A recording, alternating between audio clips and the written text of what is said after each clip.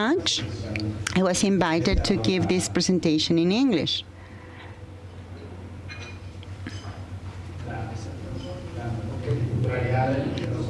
Because this is a multicultural event, but I think that the attendants are mostly Spanish-speaking, and I also can speak in Italian a little bit. But they have asked me to reduce my time. It's going to be 10 minutes only. Thanks to Dr. Vega, my presentation is going to be very complete. What I can offer on my part is to give you the overview from the private sector and how we experience this in Sander and Travis. We are the biggest firm at worldwide level in foreign trade services, especially legal services. Our headquarters are in Detroit and Washington. So I'm going to share this point of view, and also I'm going to tell you about the impact of the NAFTA negotiation with other countries that are non-members, if it will impact Chile, Colombia, Peru with the TPP, or in Italy, France, with all what we are seeing. I drew some data from the doctor, and I would like to share this with you. Several of the things that you will see here have already been mentioned by our previous speaker. To start, I just want to clarify something that I do not agree with our doctor is that our countries are not in the 94% that they will automate the work of accountants. No. This work will continue to be manual and intellectual work. This is something important to understand how the NAFTA renegotiation works. We need to understand two topics related to the political and economical structure of our countries. The first one is how it is in the United States, how it is in Mexico to be able to start with this approval and renegotiation. And the second one is what does renegotiating an agreement means. The first one for us is that at legal level, free trade agreement is below our constitution, and even in the area of human rights could be at the same level of our constitution, as it has been explained by the Supreme Court. In the case of the United States, it's different, and that's why we can understand this renegotiation from the political and economical point of view. In the States, the executive branch is focused on it's having constitutional powers in the economic aspect and also national security. The rest is delegated to the states. So in practice, in order to understand how the U.S. works, is to understand that it is a confederation of states, 50 different countries, so to say, that are integrated by an economic and national security line through the executive branch. And that's why we have seen along the years that when we have some commercial problems, for example, those that are in California with sanitary measures because they are more strict even when the NAFTA is not, or that eternal problem that we have with transportation system in Texas, because in Texas it's very strict. So even when the NAFTA allows for this, Texas will not allow for it. So we will be able to understand better why it is difficult even for the U.S. president to implement NAFTA. As you can see, commercial disputes against the United States due to the NAFTA or the trade organization, well, they have lost all these complaints that were initiated by Canada or Mexico, but they are not executed in practice because the president cannot implement them or demand the states to implement it. That's the contrary in Mexico, that it should be implemented because our federal law provides for that. International agreements are below the Constitution, so they are above the powers of a state. In the theory of treaties, the NAFTA represented the first generation of free trade agreements. A basic, strong structure that only regulated commerce, but was not going beyond that. So, as the doctor said, labor and environmental topics are in parallel agreements. So Mexico and the United States learned from this treaty, and we're talking also about the United States because it represents 80% of our trade. Canada, not more than 5%, even when it has been growing. But the NAFTA is a first generation treaty. If you can see NAFTA treaties, our chapters, it's going to be services, investment, intellectual property, government, procurement, and the basic thing of a treaty. So when we started negotiating treaties with Europe or Japan, in the case of Mexico, 2001, 2004, we're talking about second or third generation treaties because they go beyond goods and service trade.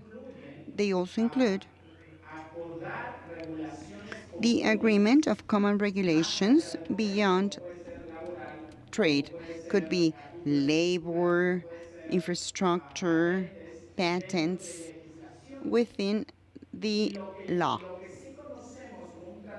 And what we know as a fourth generation treaty would be the TPP because it is negotiating internal laws, national laws, such as to be able to sue a state by a private party, as it was mentioned in the state, access to communication media, use of internet, so it goes beyond. And even corruption. Corruption should be a national topic. So that's the importance of the NAFTA renegotiation. We shouldn't be scared about the renegotiation because it comes from the United States. Mexico already did that, and it had good results.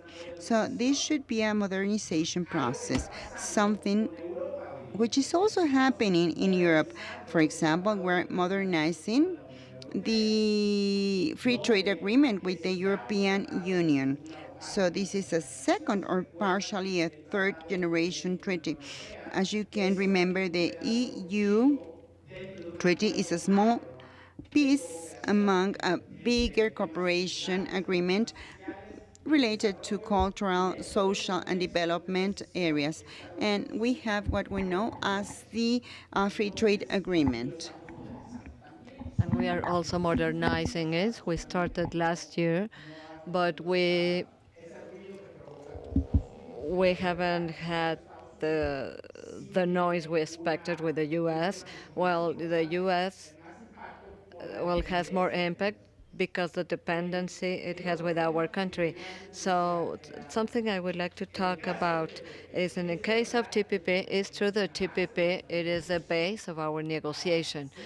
Well, it was finalized, and Mexico, I think it was easy to incorporate the negotiations of the TPP because many of our regulations are already included in the current legislation. They were already negotiated bilaterally or multilaterally. The facilitation of trade, it should be included, it should be improved within the NAFTA negotiation, but we have signed an agreement of trade facilitation with WTO, where Mexico incorporated the measures proposed by WTO, and this has not been done by the U.S. In the case of a standardization of trade standards or phytosanitary measures, Mexico has adapted to the U.S. standards. That is why it was easier to incorporate to the TPP versus the current position of the President of the U.S., the TPP, where the president should be more stringent, is more like loose in terms of the rules of origin, where the TPP reduced rules of origin, facilitated the certification of origin for importers, and now the stance is the contrary. So it is to increase or to have more strict rules of origin, and this goes against the TPP to save the trade deficit. But the trade deficit, it is not a governance issue. The trade deficit, it is a supply chain issue. And let us remember how Asian plus three, the agreement of the Asia Pacific countries in the framework of APEC. But before APEC, there was the private sector APEC, and they fostered the creation of a regional agreement. And this is what is going on with the NAFTA, where the private sector has imposed many of the rules for the economic development of the supply chain. So it's more difficult to go against to something that is already integrated, like the supply chains, only because of the government positions. Well, this is like a small introduction I wanted to give you before initiating this talk. And the last topic, it is, we were talking about the rules of origin with tracking, where the TPP did not have a tracking. Well, really, in practice, in the car industry, I just want to say this as a side comment. Sander and Travis specialize in the auto sector.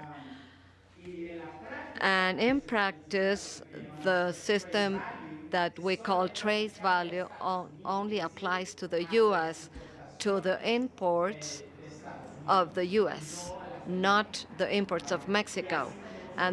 And we have ALA or CAFE that are standards of the U.S. for car sectors.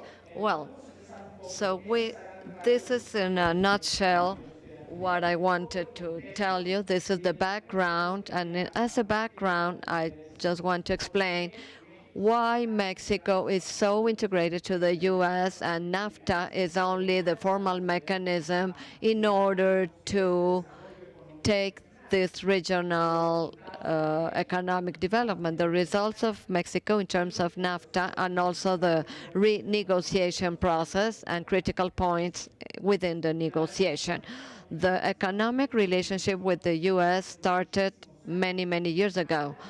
When we talk specifically about trade negotiations, we started in 1831, well, after the independence, with the friendship and trade agreement, and it was like some labor sectors could work together with the border of the U.S. and give them trade benefits. We have what it is still a problem with the Bracero Agreement from 1942, and we started with these two programs that are very relevant for Mexico. One of them, it is a automotive industry decree from 1962. So the car sector, it is not a specialization of Mexico of 20 years of the NAFTA. It comes from 1962 that has been changing until its last reform.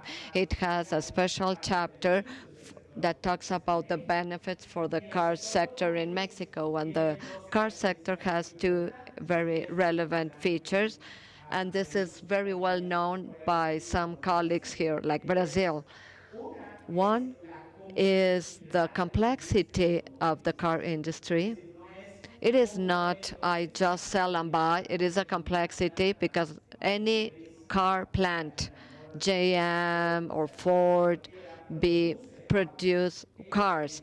They assemble cars, and those assemblings require 1,300 parts or components. In average, a vehicle may have 4,600 or 32,000 components from what we know OEM, that those are the original equipment manufacturers that are GM, Ford, and so forth, on up to the tier one vendors, tier two, second providers, and then who produces the steel. And in case of Brazil, we have a whole issue with the car sector in Brazil and Argentina.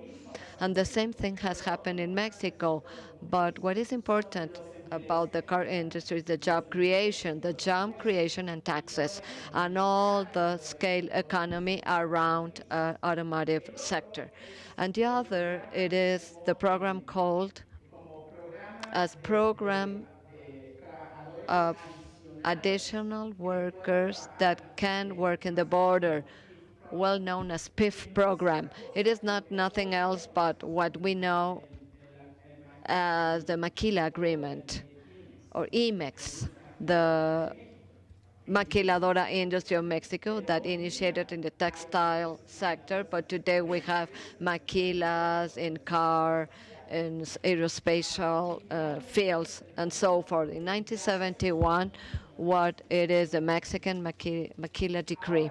Now, something that is very important for Mexico is that we used to have, before the 80s, substitution of imports policy, where the main obstacle that we had was a competitiveness because there was no competition inside Mexico and even in the automotive sector.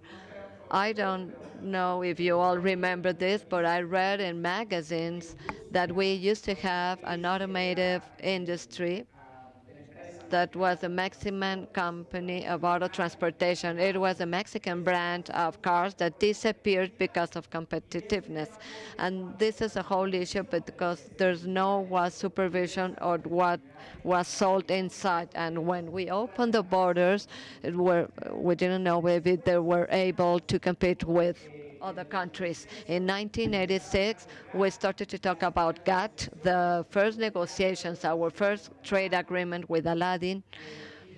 And after that, our main trade agreement, which is the NAFTA. It is the first time that Mexico signed an agreement of such magnitude with the U.S. and Canada. It was the first time for U.S. to agree with a country with economic imbalance. Remember that they had a bilateral agreement with Canada, and Mexico was introduced afterwards. So also it learned from that experience, and the following agreements the U.S. had, for example, with Peru or Colombia, the labor topic or environment topic is included. What they learned with Mexico in the following agreements, they included the topics I already mentioned. We are a free trade country with more than 11 regional agreements, many of them, and plus the economic supplementation agreements and the investment conversion. And we also have economic agreements like 55 with Brazil and Argentina. So this is the context. What are the results of NAFTA after 20 years? If we read what are the goals of Mexico in these negotiations, at least the official objectives, the ones sent by the Ministry of Economics to the senators, those are the same objectives as the initial agreement, is to help to develop to have the economic development of Mexico, increase economic development of Mexico, increase economic integration with US and Canada, reduce the gap between developed and developing countries, and also to decrease the general poverty rate. It was not to limit the trade deficit or more local integration. It was always like in terms of regional economic development. More than economic integrations is to develop economically the region. Thing that happened in Asia Pacific. If we see in Asia Pacific, we saw something known as the regional division of labor, where the countries start to be specialized by complementing themselves. One develops one part of the chain, another develops another part of the chain, and so on. Even with the inclusion of China, where China becomes like the head of the development and the rest are supplying the needs of China. I think that the results of the NAFTA have been an economic specialization. I remember when I initiated in foreign trade, if you asked what Mexico is doing as an economy, I couldn't find something I would say like the U.S., for example, on some financial services, agriculture probably. But Mexico, it was agriculture, yes, but that's why NAFTA was left up to 15 years until we are ready. There's been 23 years and we haven't been ready. And then we have like things that happened with lemon or avocado. But what is the specialized sector of Mexico? Well, we can say what is the special economic specialization of Mexico? In general, we can talk about manufacturing, but the strength of Mexico, it is the automotive sector. Then we have aerospatial, electronic sectors, electric sectors. But we can see an economic specialization in the case of Mexico. Secondly, is the sectorial competitiveness. Mexico can compete at a global level with sectors of the same level. In the automotive sector, Mexico is within the top 10 producers and exporters. In the aerospatial sector, we produce engines in Mexico. And as a side comment, for example, in the automotive or aerospatial sector, the transportation sector, something that is very difficult to produce because of the specialization required and the cost it entails is an engine. And in Mexico, still in light vehicles, what we normally drive, we do not produce engines. There's some plants that are starting to produce Ram engines or heavy-duty vehicles, but we need to be more specialized in that area. Macroeconomic stability, even though that in our daily activities we have certain drawbacks at the macro level, we are stable and we have comparative advantages. Being the hub, the center of more agreements with Asia, with Europe, Central America, South America, and North America, but they are also competitive logistic brokers, install infrastructure. We can talk about the Bajío region, the car industry, the northern part, which is the electronic and textile sectors. So we can see competitive advantages. And of course, to have a deeper economic integration with the U.S. Mexico today, it is the leading exporter in LATAM. For example, in the first quarter of this year, Mexico ranks 13, Brazil 25, even though the investment is greater in Brazil.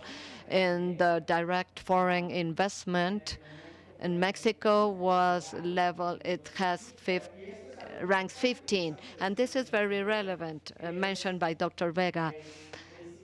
The 50% of the foreign direct investment in Mexico comes from the U.S. And this added to what I said with respect the value added makes us what we export to the U.S. is practically theirs. We are not sending Mexican money to the U.S. We are charging the value added, but also we're all the infrastructure of a company here, the machinery of a company, all the technology used belongs to them. If the 50% of that investment comes from the U.S. and what we send in terms of car industry represents 46%, is about components of the U.S. particularly. And Canada has increased its FDI in Mexico. So I think, even though I work for an American firm, Mexico, I think it is very nice to live in, to work, and to invest. So this can help a lot to our country. If we compare this to what Mr. Trump says, is because of NAFTA, I would ask myself, so due to the NAFTA, this is due to NAFTA, or even with NAFTA, and there was another option different from NAFTA, because what was going to happen was without or with the agreement, the trade will move forward, the trade will start, will be developed and continue.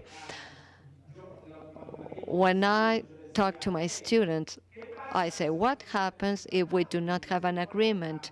And many investment will drop, many companies will leave, and so forth.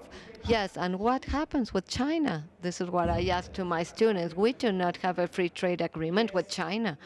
And this is our second trade partner. It is the first trade partner with the U.S., and it does not have an agreement. Imagine if we had an agreement with them, with China.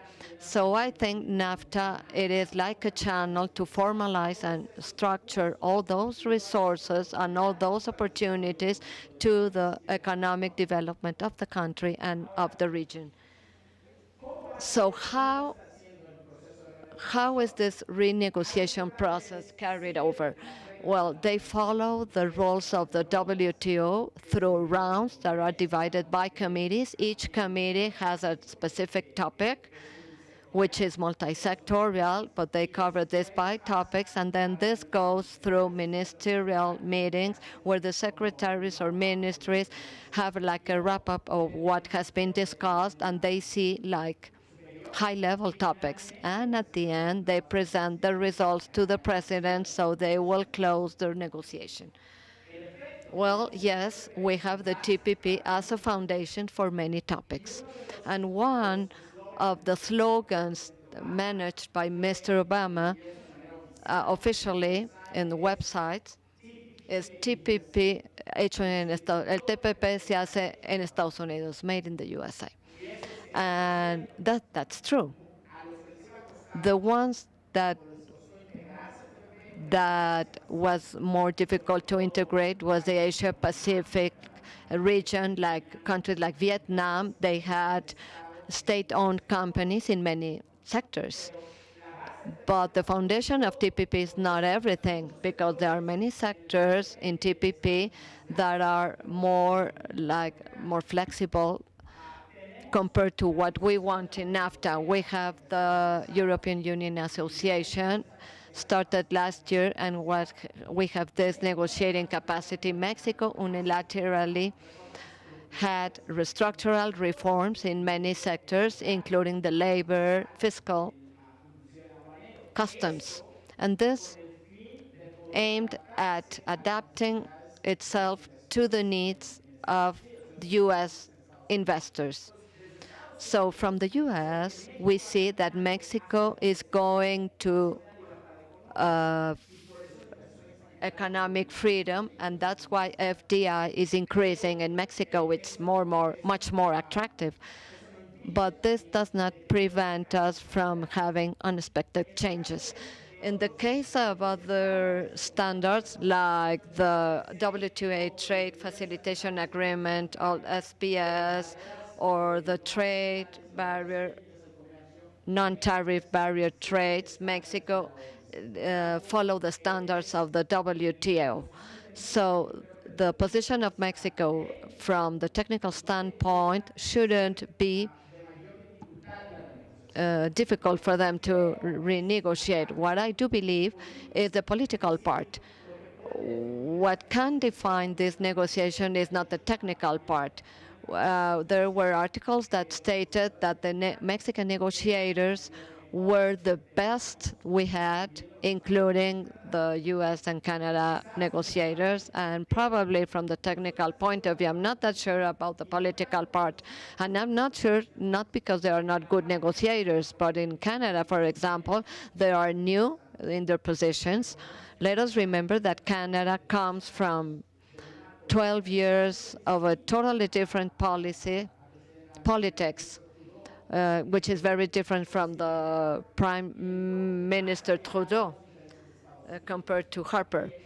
And they initiated like with the new officials of government that are more liberal but younger as well, with other interests. In the case of Mexico, we have good technical negotiators. We're not that sure on the political side, including the U.S., because we're facing two people talking about American officials with no experience in the government, including the president himself, and also there's uncertainty of their positions. So I think that they should be invited to trade negotiations of the Colegio de Mexico, because at the end, to be negotiating with uncertainty is more difficult than having the technical capability. If we lower to 4.52 to 2.8 the rule of origin, instead of saying he's in a good mood or a bad mood, and we do not know how the president will react. Well, the elections also, not only in Mexico, but also in the intermediate elections in the U.S. And even though the elections are next year, in mid next year, let us remember that the campaigns, in the case of Mexico, already initiated, even though they are not official. And once we have something in the negotiation will be used in the campaign. In the case of the U.S., the campaigns will be initiated in January, something that is important in the U.S. and the political system of the U.S. It is what Dr. Vega was saying, is that the Congress stopped the president, or the Supreme Court stopped the president. This is called check and balances, pesos y contrapesos, real check and balances. But the own Congress, even though it is a Republican one, has divisions inside the Republican Party, and also they have check and balances. And the check and balances is what they call constituents, or the electors, because they can be in the Congress while the electors are voting for them, and there's no vote from the party. In the case of Mexico, next year, if it's won by the president, the pre-party, they will not give an obstacle to the Trump presidency. But in Canada, there's a block vote if the vote comes from the government. In the case of the U.S., this is not the case. It has to do with the constituents in the states or in the Electoral College. For example, if the Electoral College does not like what they have achieved in agriculture, for example, California and Florida are the strongest ones, they will not vote for the Republicans that represent those states, in the case of Florida, because California is more Democrat. So there's check and balances in both sides, and it's going to be more difficult that someone will be in a campaign in pro of NAFTA if it's not benefiting the constituents. So those are the official objectives, at least in the case of the three countries. And from here, we are starting with uncertainty in terms of what are the official objectives of the U.S. Even though the document has 28 pages submitted to the Congress in general, this is summarized in reducing the trade deficit I don't know if this is an objective in a negotiation or an objective in a national development plan. But our objective is to have nice streets.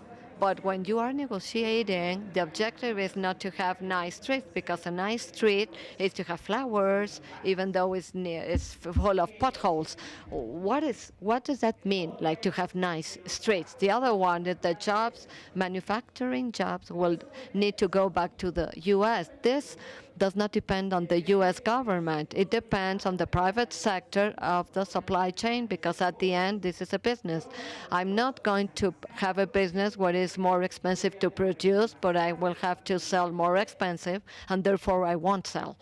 Or the government has to subsidize me. This is what it was done by Donald Trump with the manufacturing company, offered subsidies, big subsidies, so they could remain in the U.S.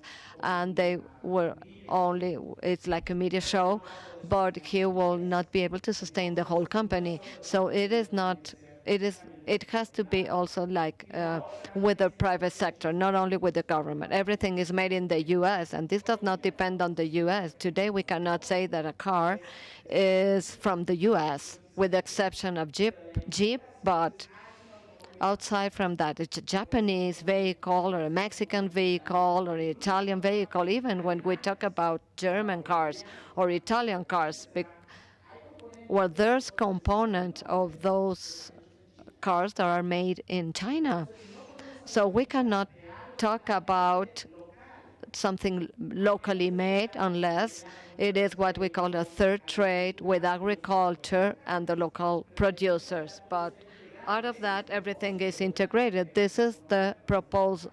This is the objective of an economic integration through FTA in Canada, or this could be in as a support to the U.S. and against Mexico. It is labor and environmental issues, and we will see the impacts. To maintain Chapter 19, which is the solution of disputes, Mexico wants to get rid of this and to go directly to cutoffs in the government acquisitions or procurement, and gender equity and indigenous rights. So there are very concise topics from Canada. In the case of Mexico, and if you read the communication of the Ministry of Economics, it is to have a better NAFTA. But something that is very specific is the free flow of professionals that is already in NAFTA, but it could be modernized, yes.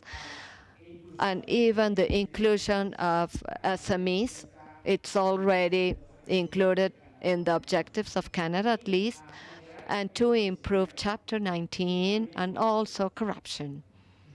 I don't know if within the guidelines of the negotiation, when we study negotiation, but at least when I study that, the first thing I was told is put your pros and cons, your strengths and weaknesses. And the first thing that you need to put first is your strengths. I don't know with Mexico, when it puts corruption on the table, it's a strength, so it could be like sued by corruption measures. It will help a lot by the unions. I was mentioning, but the problem is not in the unions. It is on the implementation of regulations by the state. What are like critical points during the renegotiation of NAFTA? Rules of origin, which is basic in any treaty, the requirements that are within a treaty to provide benefits to a product you are going to trade. The TPP reduce regional content value. In the automotive electrical sectors, they do not want this in the NAFTA, and you cannot include regional content value only from the United States. This is not going in a treaty. Environmental and labor measures, well, For me, from the ideological point of view, sounds nice because we are going to protect the minors, rights of pregnant women, labor hours, environment, climate change. We're not going to pollute our rivers. From the trade point of view, what does that mean? This means increasing production costs with technology, better wages, rights protection, etc. And this has a direct impact over a country competitiveness. Mexico is right now on a higher level due to production costs. I'm not telling you that we should continue polluting rivers or having minors or children working. But if it comes to a point where we cannot have control, the consequences are going to be bad for Mexico. Chapter 19. I also believe that this chapter 19 should be reinforced, but not other processes, because those are with the WTO. I do not find a reason to have 3,000 cases of suits and we win 2,999. So 2 or 3 years ago, there were some measures in carousel due to transportation. I think this was good, but I don't see any topic to go directly to courts. I know that for many lawyers, there would be more work, especially U.S.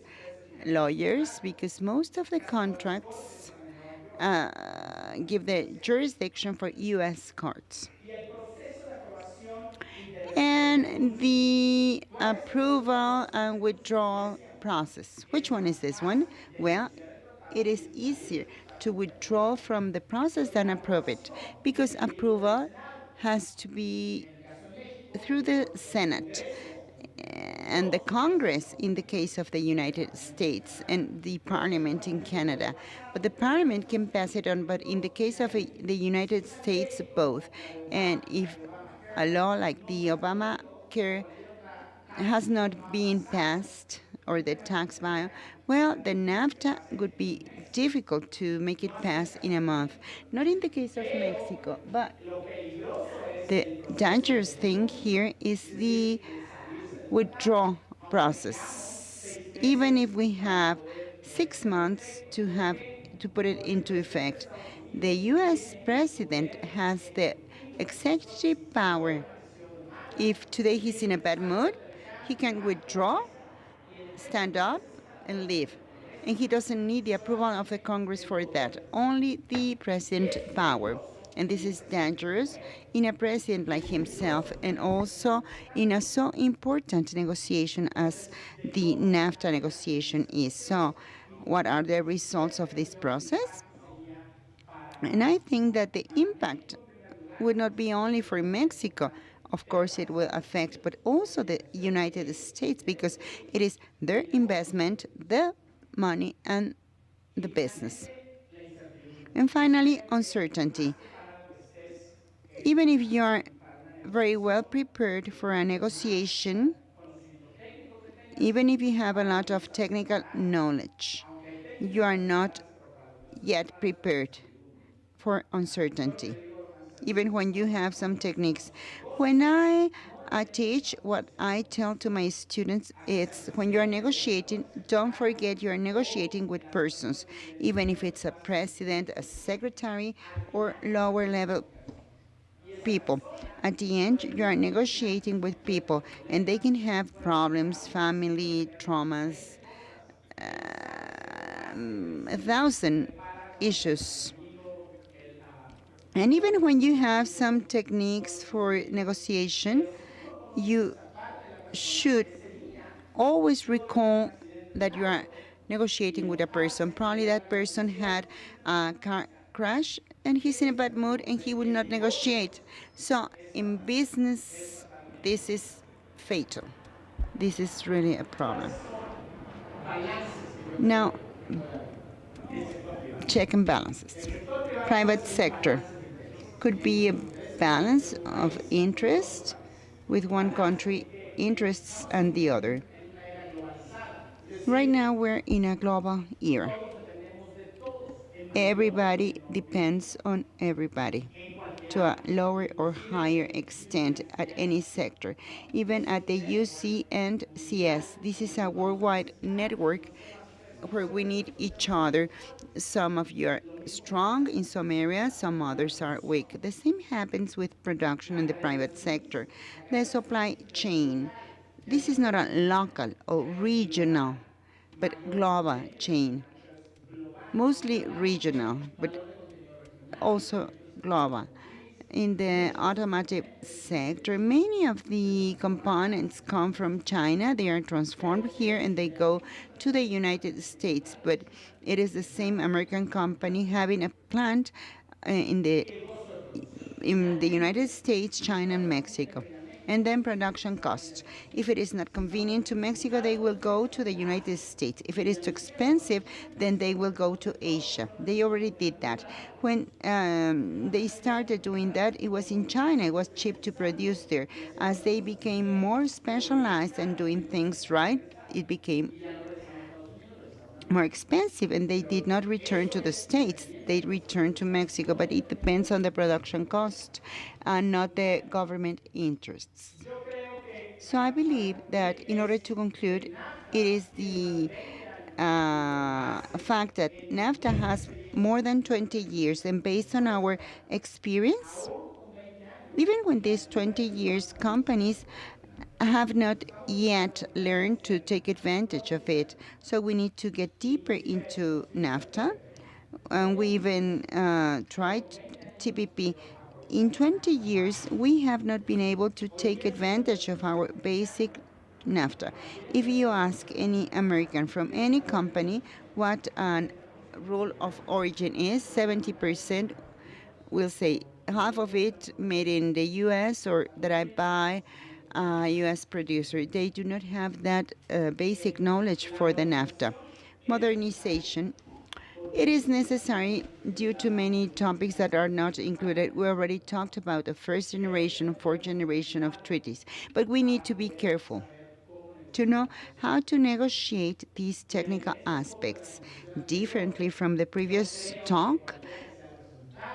Whatever the result is, you're going to have more businesses for those that are in the accounting, auditing, and consulting for foreign trade, as we are in the UC&CS. Thank you very much.